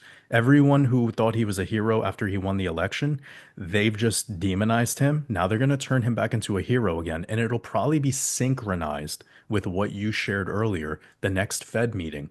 What did I just show you on this XRP chart? This dump down over here into Yep. when? Right into around the Fed meeting. Now, I have one more last thing to share. So you don't think what I'm showing you here is just make believe. For some reason, all of our events lately have been on specific dates. We have the 2/2 date. I know you said February 3rd earlier, but people need to remember that that was just the daily close. We actually were having all this chaos start on February 2nd, the 2/2 Hmm. date. That's symbolic of the 33rd day of the year. Then we have on March 3rd, we have this event with Trump again, where the Truth Social post happens Oh on yeah, perfect. 3/3 Gregorian date, and then it's a Twin Towers candle, is what I call it. So you have the pump and dump with the same, pretty much same volume either direction. Then you have on the 4/4 date, we have the whole thing start with the tariffs. So the stock market completely takes a shit. Let me get back to the S&P so you guys could see like what is Waters talking about. I'm talking about this. Okay. We have this major move into the 4/4 date, April 4th. Market closes on Friday. Jim Cramer comes out, expect a Black Monday, right? Okay. Well, if we look at some of the stats here on the closures, we had this 38 thousand point Dow. The following day we had Bitcoin at the 83K level. Dude, I don't know what the hell's going on in this market, but it's synchronizing so well with numerology. Yeah. Just like kind of where I want to wrap up this idea is like we have 4/4, and then we have 4/7 is our crazy fucked up day, the quote unquote Black Monday. And we were just talking earlier about how we have the 47th president. So you have April 4th through April 7th was like our market reset in a way. It was all the hedge fund liquidations, margin calls, etc. happened throughout those two trading days. And then we had the Bitcoin, the 74K crash. We had, everything I was saying about Trump being the 47th president. It's wild, man. So I'm thinking because I started this whole 4/2 date, 3/3 date, 4/4 date, Cinco de Mayo is coming up. Will they do Mm-hmm. something weird on Cinco de Mayo, which synchronizes with the next time Chair Powell speaks? Probably. I didn't look at the exact date of the week that will be. Let me quickly check that while I have my calendar here. So it's going to be a Monday, even better. The Yep. fact that it's a Monday is great because what do we see in our pattern? Well, February 3rd was a Monday. We have March 3rd. It was a Monday. We have April 7th. It was a Monday. What the fuck? So Monday, Moon Day, day of Moony, money. This is all just liquidity. And they're using the Friday market close, giving us this time to the weekend. We've been seeing these insane CME gaps opening to the upside or the downside on Bitcoin every time they're getting filled. And the relationship that we're having now with all of the markets it's like it's synchronizing. And I think 5/5 will probably be maybe, and I don't want to put myself on blast here, but it might be like one of the really sick opportunity, like last minute opportunities we have if we are to see downside pressure. Hmm. The only other thing that I could say to round this out is they love the number three. They love doing things in threes. So did we have our three events already? We had 2/2 on the 33rd day of the year. We had March 3rd, 33 Gregorian date. And what would be 33 days later? Hmm. Hmm. So we take 33 days. Let me see if I could get back to this on my chart. But when we take from the March 3rd date over 33 days later, it brings you to the 4/5 date, literally right into that weekend where we had everything go Wow. down in our markets. So Wow. I'm postulating that we might have already had our 33 rituals. Now Hmm. it's time for us to have some positive. I don't know if the Fed is gonna do what we want them to do. I feel like everyone wants them to do what we want them to do, and that's where I'm a little cautious. Well, it's funny that you mentioned that Trump returning to being the hero again because he's been calling for the Fed to drop rates. And he's been saying that they're late and that they're always late. He's been beating them up and talks of, oh, he might fire Jerome Powell, right?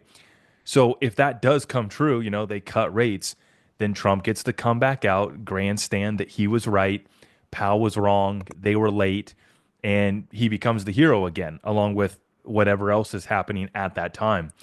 It's funny that you mentioned that the 3-3 there because I had put on my chart, my Doofus Moron TA, how we did this triple tap back in December, back testing to $2 before we shot back off to $3.40.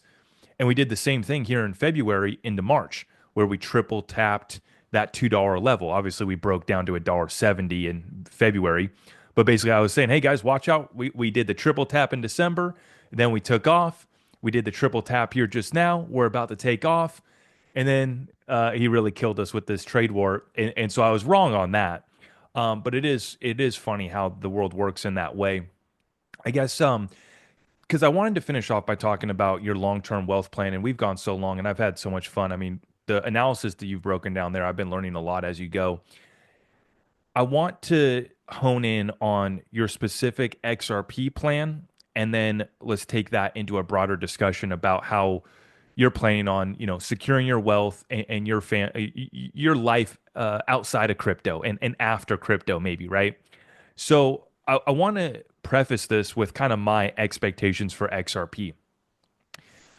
I believe, in the next couple months, maybe we do it later this year at some point. We're breaking out into price discovery for XRP. I think that I've seen you talk about $6 to $7. I'm right in the same area. I believe that we need to have one run up where we go into price discovery and we get out all the sellers that are going to take profit, and myself included. I'm going to be taking some profit too. As we approach $10. I don't think that we break above $10 on this first wave up. And I'm talking about first wave into price discovery. And it's just mostly psychology and the fact that you have so many people that have been bag holding for so long and, like myself, want to shave off a little bit as we approach those levels. And then the traders will play it a little bit bigger. But my take is that we're not going to break above $10 until we get through that moment, right? And I do believe that comes later this year. And so your take on kind of that, just we need to run up, we need to get this out of the way, and then we can talk about maybe moving up into double digits and beyond at the end of this year, into next year. You already talked about reset into 2026, 2027. In fact, we actually just got a prediction from Standard Charter, a major bank here in the US, of a $5.50 XRP this year, $8 by next year, $10.40 by 2027, and they predict $12.50 by the end of Trump's second term in 2028. So that's where Standard Charter's at. My analysis says, we're definitely going to double digits eventually. But we got to flush out the sellers between $5 and $10 before we can do so. But where do you stand with kind of your expectations for XRP on those levels? And I don't know if you want to mention maybe if you're going to be taking profit or, what are your considerations for XRP breakout? Yeah, one thing I've done very methodically over the past 2 to 3 years has been accumulating XRP very strategically off of big pivot points.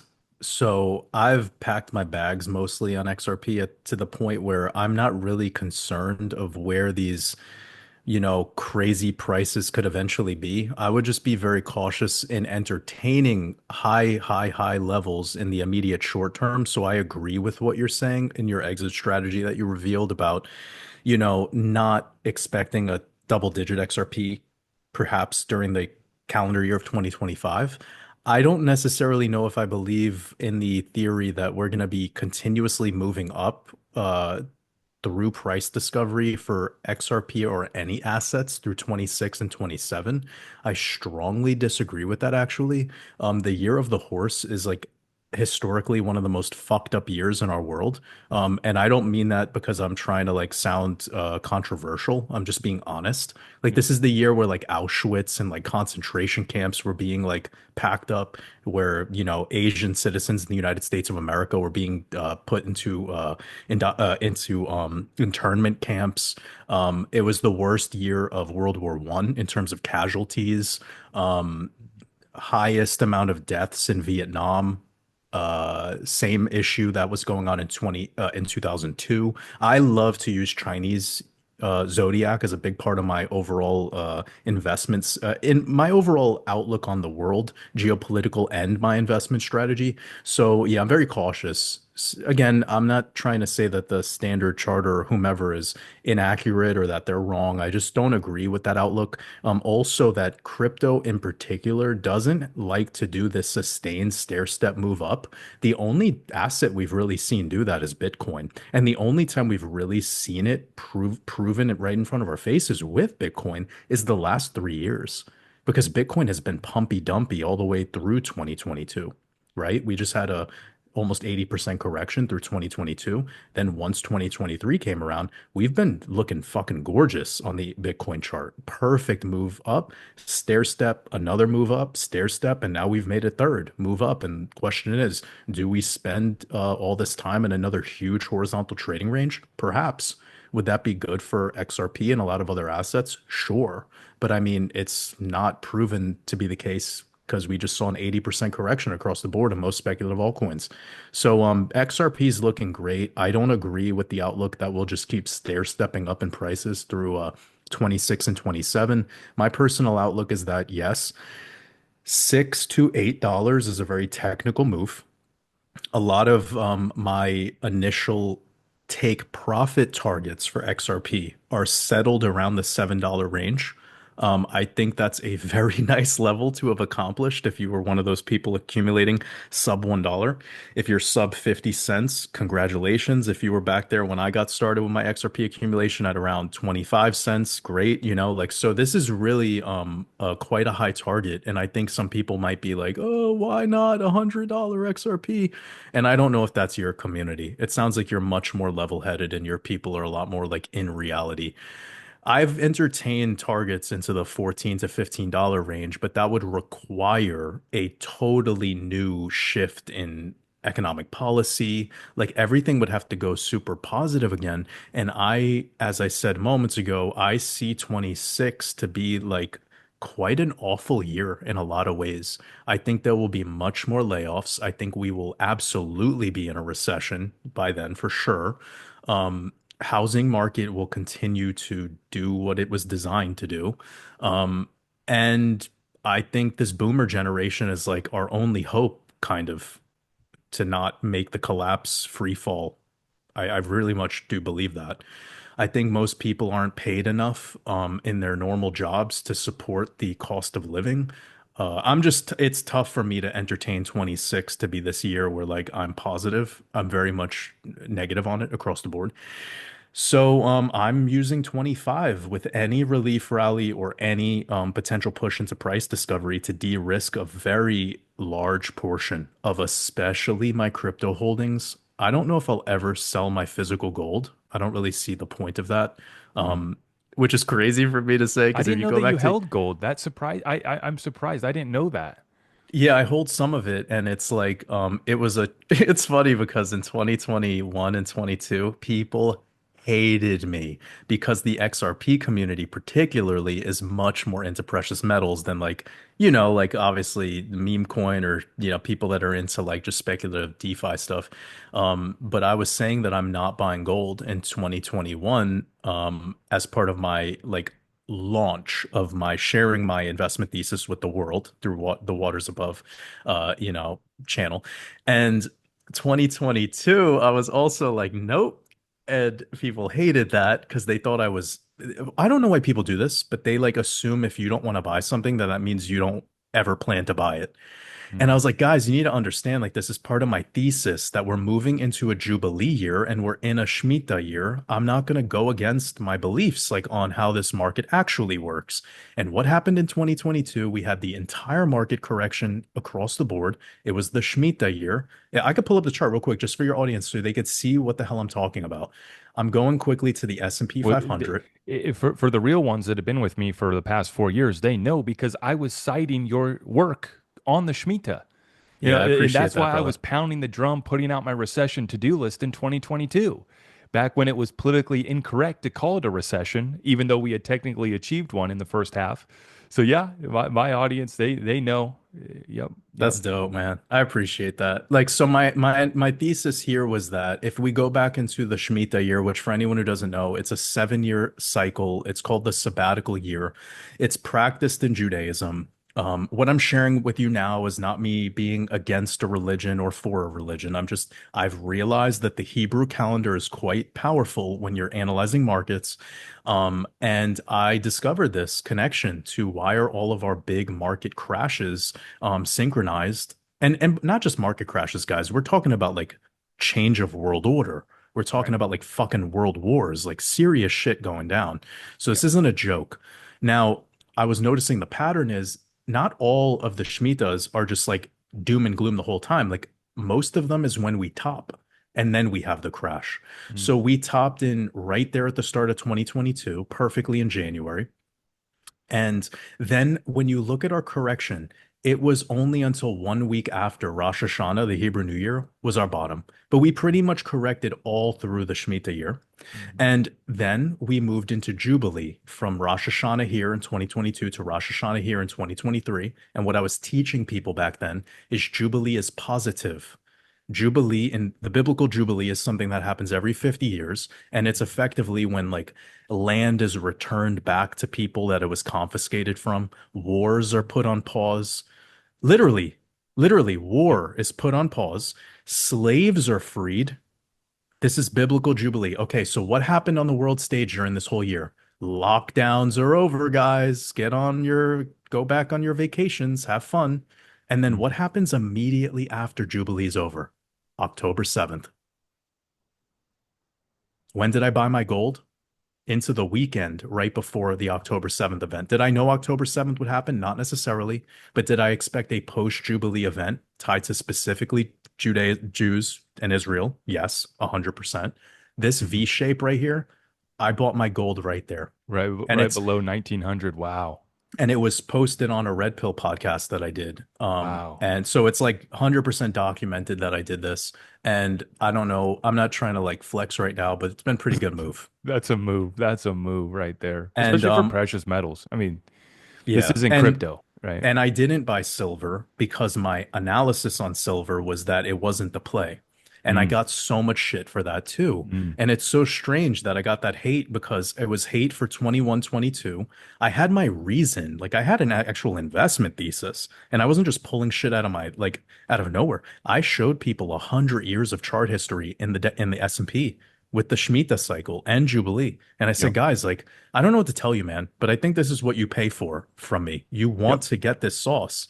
So Mhm. yeah, gorgeous play on the gold. I don't think gold is gonna stop. I think in this environment oh sorry, I think we're getting off track. Where are we going with this? The wealth Well, plan. we were talking wealth and gold is part of it. I mean, I've long been talking about it too, about Okay. I'm how sorry, I didn't want to get off the rails. I no, was you're hoping that good. this is helpful for your audience. It is because I didn't know you were in precious metals and I'm fascinated. I mean, this Not silver, shows but gold, yeah.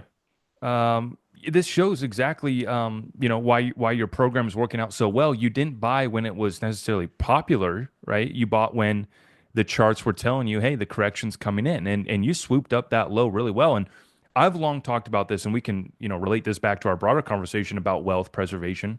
Hmm. About for me, since 2022, focus on stacking cash, and then for defensive plays, I stack silver, which clearly I've done all right in silver, but gold's done really well too.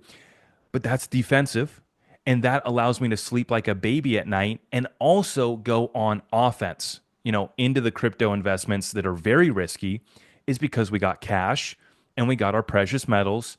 I start a little garden, go out there with my children and go touch some grass, right? And to me, that's real wealth.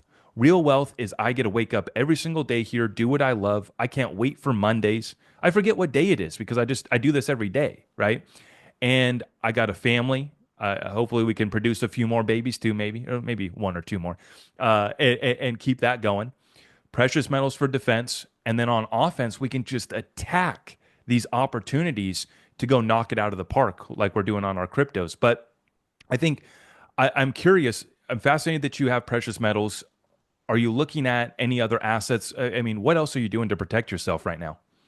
Like I think the best investment is in yourself. So I'm big on investing in my business right now. And I think that if I could share any wisdom with anyone, and it's not to plug anything, but I was very motivated for my outlook on 26 and 27 before 25, just like I was looking towards 2023 back in 2021.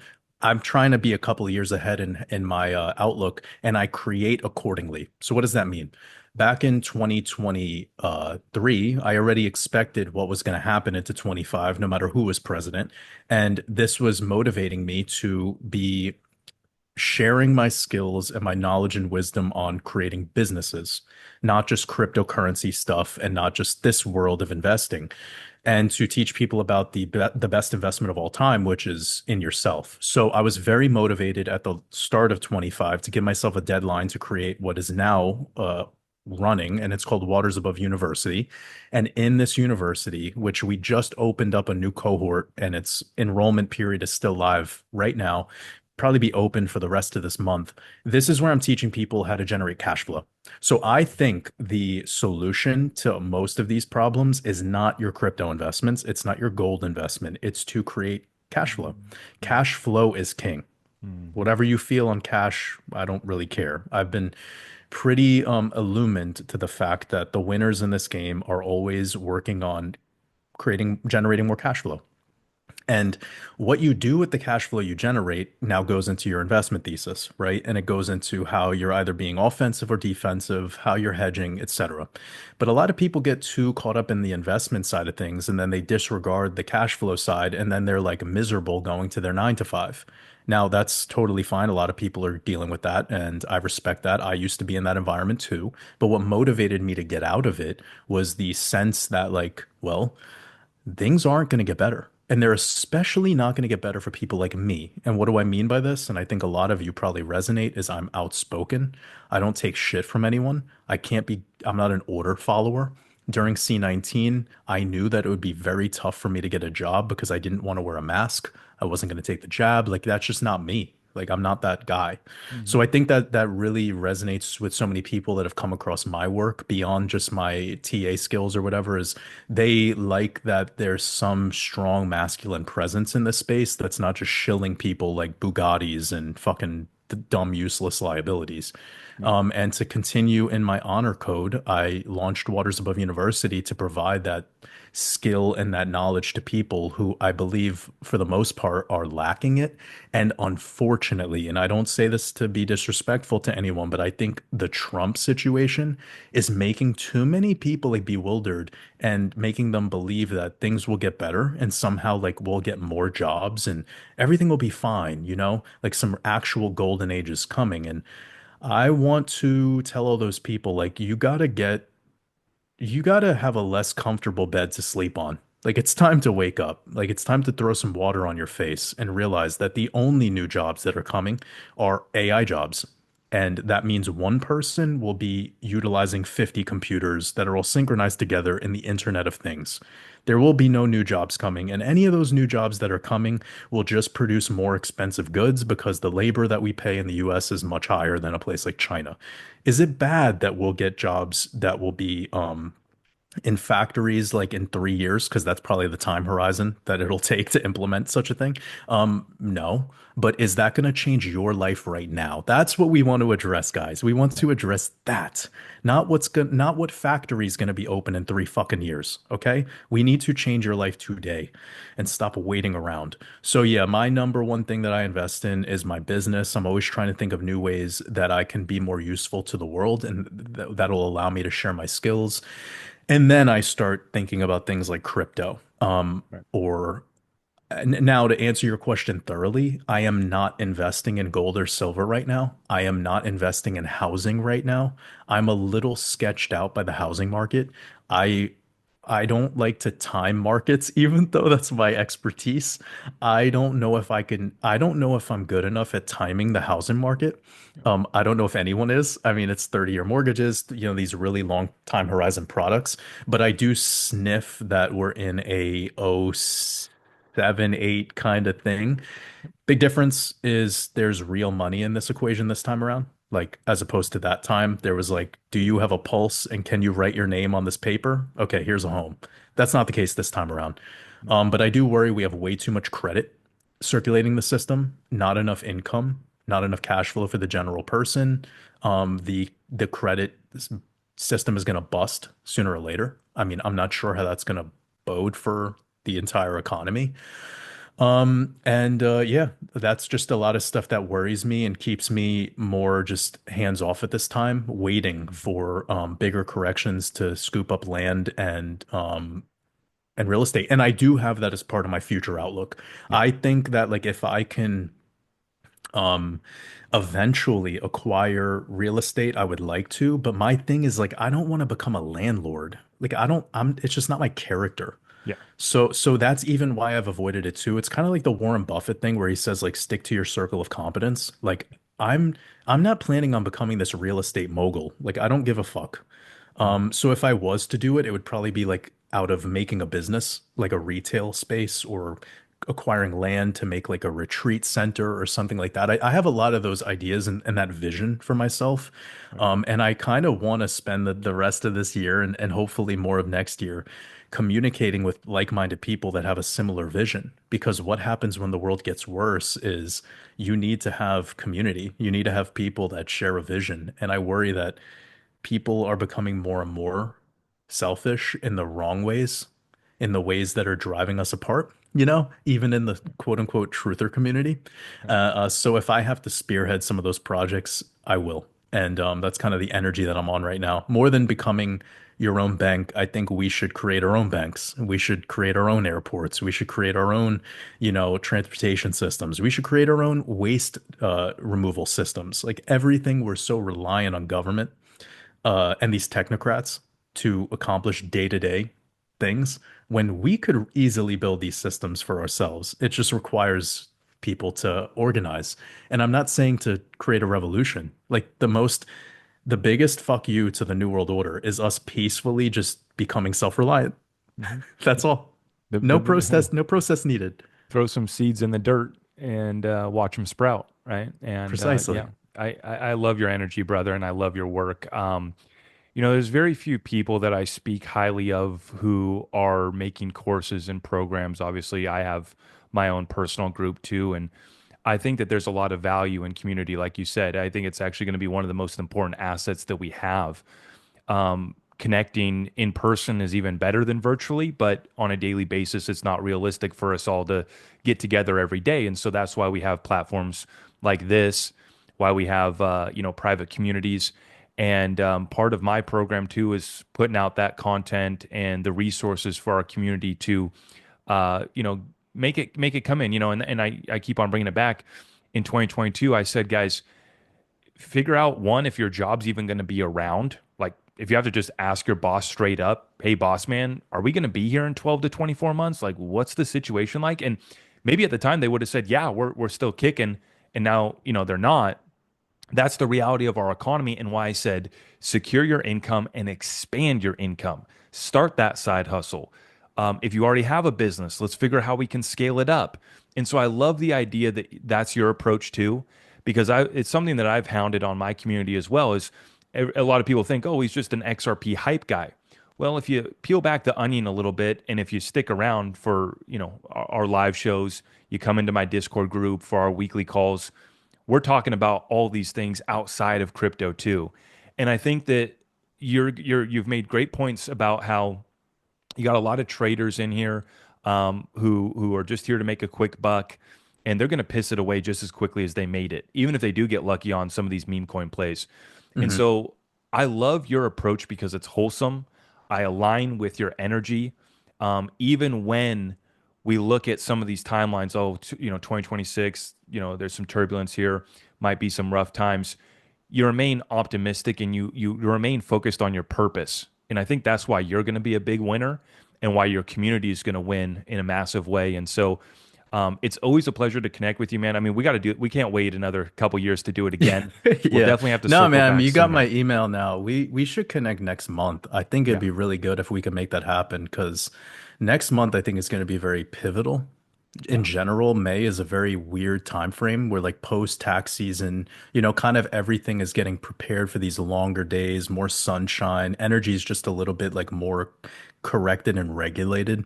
And I think Mhm. those are kind of the reasons why the market moves the way that it does seasonally. Yeah. So be a good time for us to connect and see how that little move played out that I drew out on the XRP chart. And I'll probably have a new YouTube video out soon to kind of round out a little bit more. But at this time, I need to get through this weekend. I think this weekend into Monday is going to be very important energetically.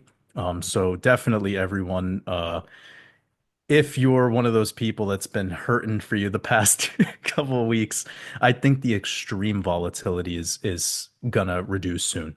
Like, I don't think we're going to have as much of this chaos anymore. And I think this update today with China and how the markets are like don't care at all is a sign.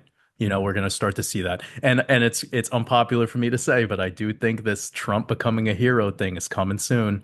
Like, I Mhm. think they're going to flip the script real fast, and that May 5th date is probably perfectly timed for something to go down.